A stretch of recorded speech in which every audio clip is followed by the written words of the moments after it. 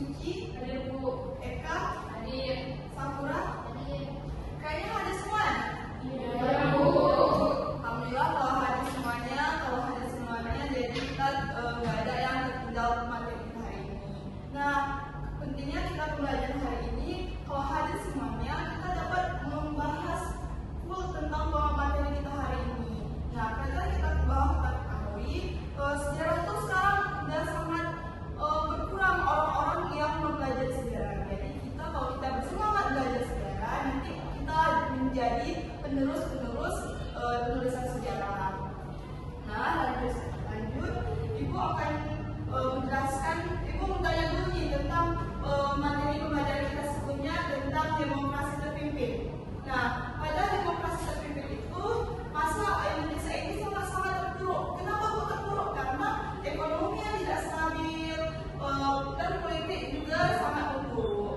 Nah, dari demokrasi terpimpin ini, maka terjadilah masa Orde Baru yang dipimpin dengan Presiden Soeharto. Nah, Ibu bertanya nih, ada yang tahu nggak apa itu masa Orde Baru? Saya Bu. Apa aja? Orde Baru itu adalah masa pemerintahan Indonesia di bawah Presiden Soeharto pada tahun 1966 sampai 1998. Setelah runtuhnya Orde Lama, tujuannya itu untuk memulihkan stabilitas politik dan ekonomi serta menegakkan kebesaran dan undang-undang 1945 secara penuh. Nah, sangat betul. Nah, pada masa demokrasi terpimpin itu ekonomi tidak terpuruk dan inflasi juga sangat-sangat tinggi. Nah, di sini kita Ibu harap setelah Ibu menyampaikan materi ini, kalian dapat menjelaskan tentang bagaimana latar belakang Orde Baru, kebijakan pemerintah pada masa Orde Baru, dan dampak masa Orde Baru terhadap masyarakat. Nah, setelah Ibu nanti menjelaskan tentang masa Orde Baru itu apa, Ibu harap kalian dapat menjelaskan bagaimana latar belakang masa Orde Baru dan bagaimana kondisi masyarakat pada masa Orde Baru tersebut, dan kalian dapat menganalisis bagaimana sih masa Orde Baru itu. Nah, di sini Ibu akan menjelaskan materi tentang masa transisi Orde Baru. Bentar ya.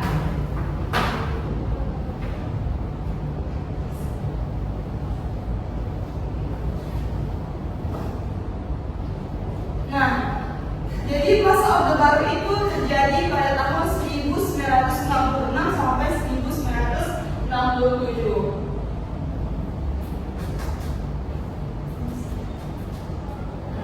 Jadi masa transisi menuju Orde Baru ini, peristiwa pentingnya itu G30 SPKI. Yang mana peristiwa G30 SPKI ini menjadi awal jatuhnya kekuasaan Soekarno itu dan hilangnya kekuatan politik PKI dari pencatatan perpolitikan di Indonesia.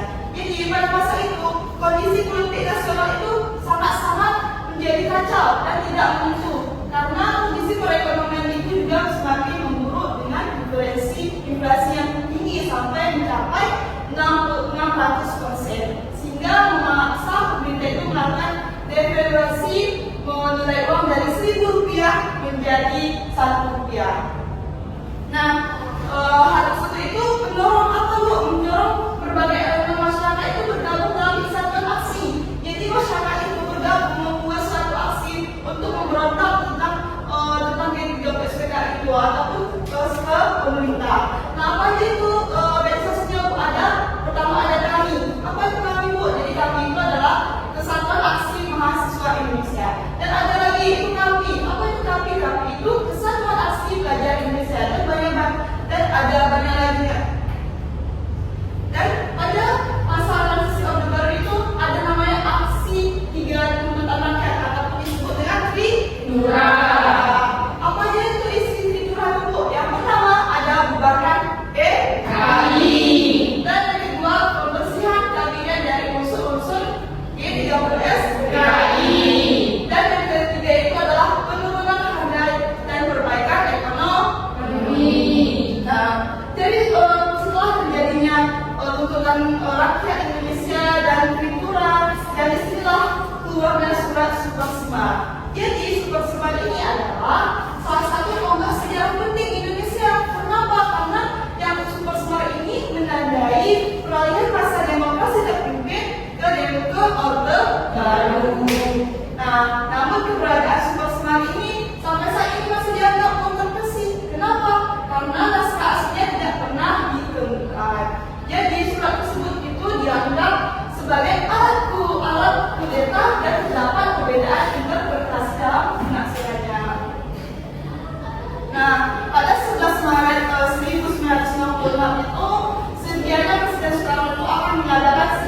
kabinet untuk mengatasi situasi politik. Tetapi sidang tersebut dibaikkan karena Bu? Karena demonstran tersebar rumor bahwa pasukan tanpa tanda itu berada di sekitar tempat sidang kabinet berlangsung. Jadi kabinet itu tidak terjadi. Karena apa? Karena adanya orang yang mencurigakan dalam kabinet tersebut.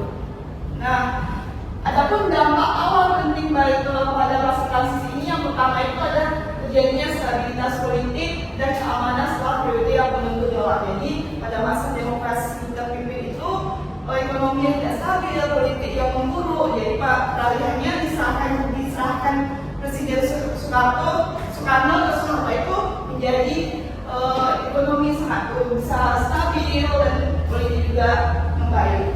Nah, di sini setelah Ibu memaparkan materi, nah itu akan kasih kalian untuk menjawab soal. Nah, di sini mau gimana Bu cara menjawab soalnya? Nah, Ibu akan kasih per individu. Pertama yang Ibu kasih 1-2 soal itu menjawab 5 menit. Nah, setelah kalian menjawab individu, nanti kalian bekerja sama.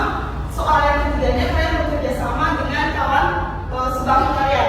Nah, yang ke perintah ketiga itu kalian setelah mendapatkan informasi dari teman sebangku kalian presentasikan ke depan apa yang kalian dapat dari kawan-kawan kalian. Sudah paham semuanya? Ada yang ditanyakan tentang soal hari ini? Langsung Ibu kasih lembar soalnya. Nanti kalau ada yang tidak jelas dipertanyakan ya. Jadi setiap soal itu Ibu kasih waktunya 5 menit ya.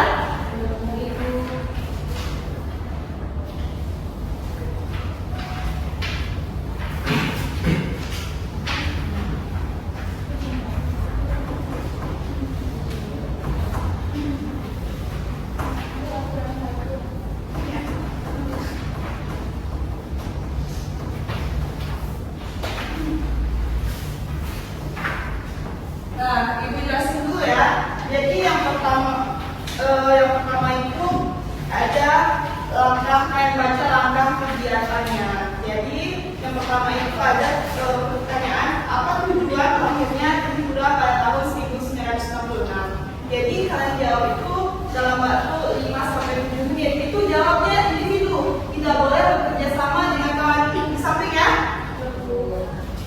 Terus yang kedua itu ada pertanyaannya, mengapa Superseman itu dianggap sebagai awal peralihan kekuasaan ke Orde Baru? Itu juga jawabnya individu. Nanti kalian jawab di kolom yang Ibu sudah sediain. Terus yang ketiga tuh tuliskan satu contoh dampak positif dan satu contoh dampak negatif awal pemerintahan Orde Baru. Nah, yang D ada seperti hasil diskusi dengan pasangan. Jadi kalian tuliskan 2 hal yang kamu peroleh dari pasangan pokok. Jadi setelah kalian menjawab pertanyaan individu yang buat tiga tadi, kalian diskusikan dengan pasangan di samping kalian. Terus di situ tulis apa yang kalian dapat dari kawan samping kalian. Terus yang selanjutnya tuh kalian menurut kalian apakah masa transisi ke Orde Baru itu lebih banyak membawa perubahan positif atau negatif bagi bangsa Indonesia? Itu kerjakan sama kawan kelompok kalian. Nanti hasil yang sudah kalian tulis sudah presentasikan ke depan. Paham semuanya?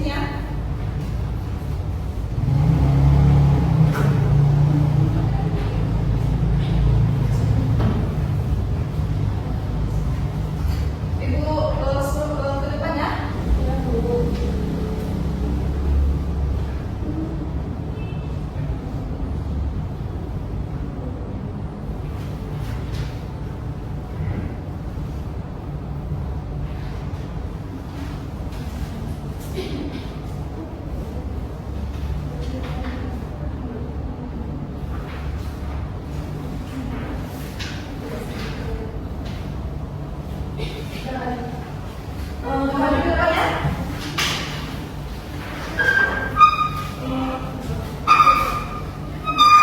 Kenalin nama dan kelompok.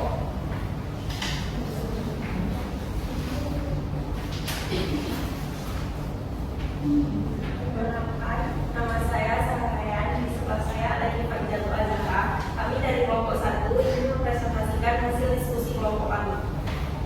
Jadi yang pertama tuh tuliskan 2 hal baru yang kamu peroleh dari pasangan atau kelompok lain. Jadi yang kami tahu hal baru dari kelompok kami adalah yang pertama bahwa Superman tidak hanya bersifat militer, tetapi juga dipakai sebagai dasar hukum untuk mengambil tindakan politik yang lebih luas. Yang kedua, bahwa reshuffle order baru membawa pertumbuhan ekonomi jangka pendek, mekanisme pengawasan pemerintahan menjadi lemah sehingga membuka peluang korupsi. Baik, saya akan menjelaskan tentang hasil diskusi kelompok kami, yaitu menurutmu apakah masa transisi ke Orde Baru lebih banyak membawa perubahan positif atau negatif bagi bangsa Indonesia? Jelaskan alasannya.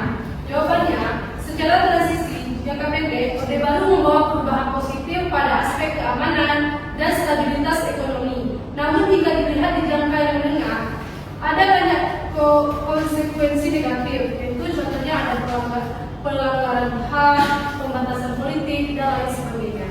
Nah, sangat bagus. Jadi kita akan kasih untuk orang. Terima kasih ya. Baik, sekian dari kelompok kami. Terima kasih semua. Selanjutnya kelompok 2.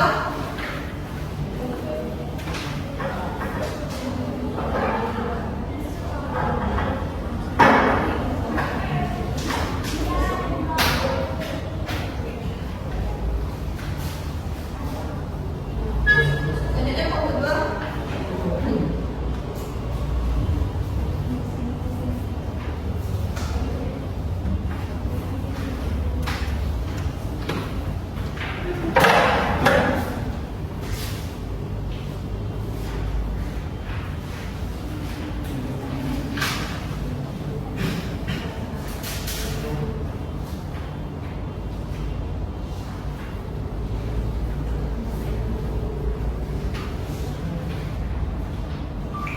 Baik, Salam Jaya, kawan saya Nurul Lagi, kami akan presentasikan hasil dari diskusi kami. Jadi tujuan dari utama Peraturan pada tahun 1996 adalah untuk memulihkan stabilitas politik dan ekonomi yang saat itu dilanda krisis parah pasca peristiwa G20 SPKI dan kemudian memuat 3 tuntutan pokok seperti pembubaran PKI, perombakan kabinet, dan pengurusan harga atau perbaikan ekonomi. Kemudian mengapa super dianggap sebagai awal peralihan kekuasaan Orde Baru? Jawabannya ialah yang dimana mereka wewenang tak terbatas kepada Jenderal Soeharto untuk mengambil alih kekuasaan pemerintahan dan menghapus pilar-pilar Orde Lama. Dan 2 hal baru yang kami mulai dari teman-teman lain adalah Superman. Yang pertama, Superman menjadi titik awal peralihan kekuasaan dari Soekarno ke Soeharto. Yang kedua, awal Orde Baru fokus pada perbaikan politik dan ekonomi. Sangat bagus. Saya untuk pertama. Selanjutnya kelompok 3.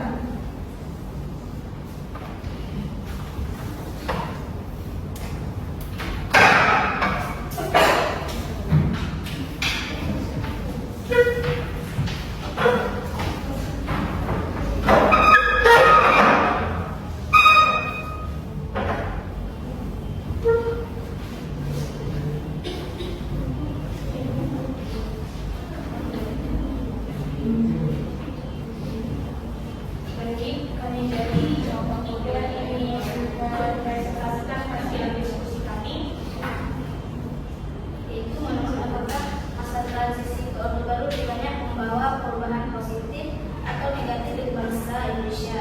Masa transisi ke Orde Baru awalnya membawa perubahan positif karena berhasil memulihkan stabilitas politik yang mengendalikan inflasi dan memulai pembangunan ekonomi yang membuat kehidupan rakyat lebih baik. Namun seiring berjalannya waktu, perubahan itu juga menimbulkan banyak dampak negatif. Dan dua hal yang baru dapat kami peroleh tentang Superman. Yang pertama, pemberian wewenang khusus kepada Soeharto. Surat perintah ini merupakan langkah penting yang memberi wewenang penuh kepada Letnan Jenderal Soeharto untuk mengambil tindakan apapun yang dianggap perlu guna memulihkan keamanan dan ketertiban negara yang sangat kacau saat itu. Dan yang kedua, dampak dari implementasinya yang cepat. Mungkin itu saja. Sangat bagus, saya sudah selanjutnya kelompok 4.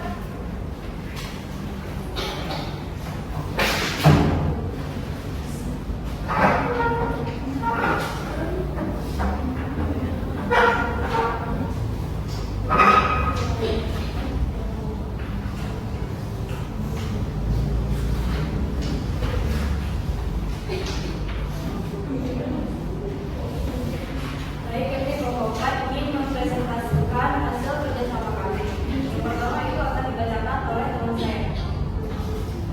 Jadi keluarga baru dari pasangan olehku dan kali ini Soeharto mendapatkan kekuasaan untuk mengendalikan keamanan dan ketertiban negara, menggantikan peran Soekarno dalam situasi darurat pasca lingkungan SOS. Dan ini terbuka jalan dari lahirnya pemerintahan dan melalui Soekarno. Soekarno ini mulai menjalankan kekuasaan secara bertahap dari Soekarno. Ada pertanyaan kedua itu menurut apakah masa transisi ke Orde Baru ini lebih banyak membawa perubahan positif atau negatif bagi bangsa Indonesia? Bisa jelaskan alasannya.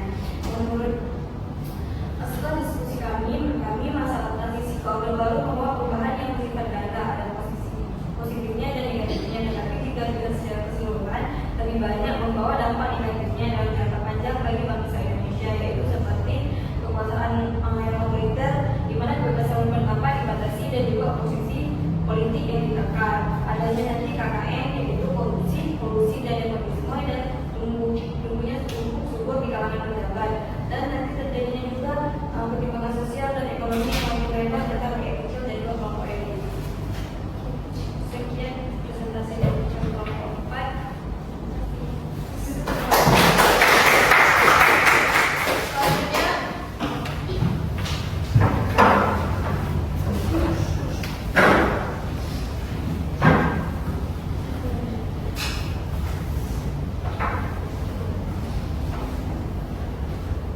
Baik, lalu dari kelompok 5 akan saya kami. Adapun dua hal baru yang dapat kami jelaskan, yang pertama yaitu pembangunan nasional berencana, yaitu pemerintahan Orde Baru memperkenalkan rencana pembangunan selama 5 tahun. Yang kedua yaitu sentralisasi kekuasaan dan kontrak politik. Pada masa pemerintahan Orde Baru, kekuasaan dibesarkan di tangan presiden dan pemerintahan pusat. Selanjutnya akan dijelaskan oleh saya. Selanjutnya, pertanyaannya menurutmu apakah masa transisi ke Orde Baru lebih banyak membawa perubahan positif atau negatif bagi bangsa Indonesia? Jelaskan alasannya. Menurut kami, transisi ke Orde Baru ini membawa perubahan besar bagi bangsa Indonesia. Namun, apakah perubahan itu positif atau negatif itu tergantung dari sudut pandang yang digunakan. Jadi, dampak positifnya ini Orde Baru di bawah Soeharto berhasil menciptakan stabilitas nasional. Kalau dari sudut pandang negatifnya itu kekuasaan pada masa Orde Baru ini kekuasaannya sangat otoriter. Pada awal masa transisi, Orde Baru memang membawa perubahan positif dalam stabilitas dan pembangunan. Namun dalam jangka panjang, sistem metode otoriter dan politik membuat dampak menjadi lebih banyak negatif kehidupan demokrasi Indonesia. Sangat bagus dan lebih baik, jadi udah semua kelompok ya memaparkan apa yang dapat dari hasil diskusi dengan kawan-kawan. Sangat bagus ya, semuanya kita diapresiasi. Jadi kalian sudah tahu apa itu super smart, apa dampak positif dan dampak negatifnya. Nah, di sini aku minta sama kalian coba satu orang siapa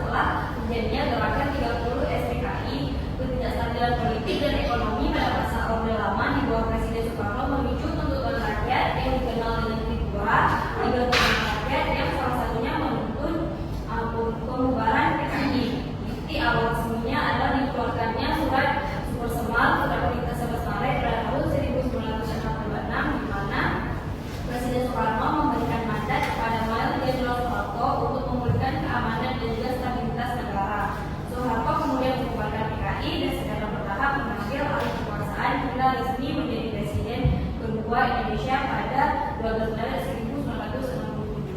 Baik, sangat bagus ya itu. Nah, baru kita ketahui bahwasanya bahwa titik dari berakhirnya pemerintahan Soekarno itu yaitu dari keluarnya surat-surat semangat. Nah, dan pembelajaran ini coba kalian sebutkan 3 hal yang menarik dari pembelajaran kali ini. Baik, Sarah. Yang pertama itu adanya pembangunan ekonomi besar-besaran, pemerintah Orde Baru menunjukkan sebagai program pembangunan. Itu yang kedua itu ada juga peran besar wanita dalam pemerintahan. Terus kemudian juga ada pembangunan terhadap media dan kehidupan umum. Baik, sangat bagus ya terlebih dahulu.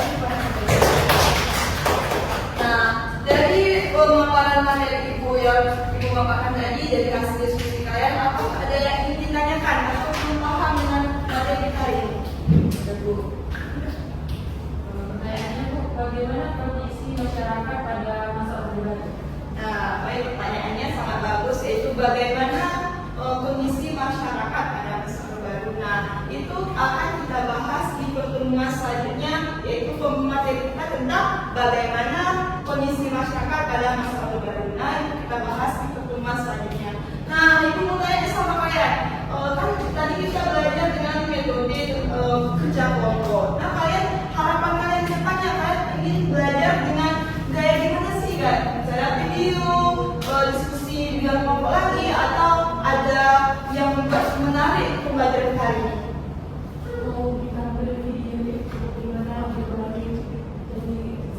Nah, baik, jadi nanti pertemuan kita selanjutnya membahas tentang materi bagaimana kondisi masyarakat pada masa Orde Baru dengan menggunakan metode pembelajaran video. Nah, baik, ibu ucapkan terima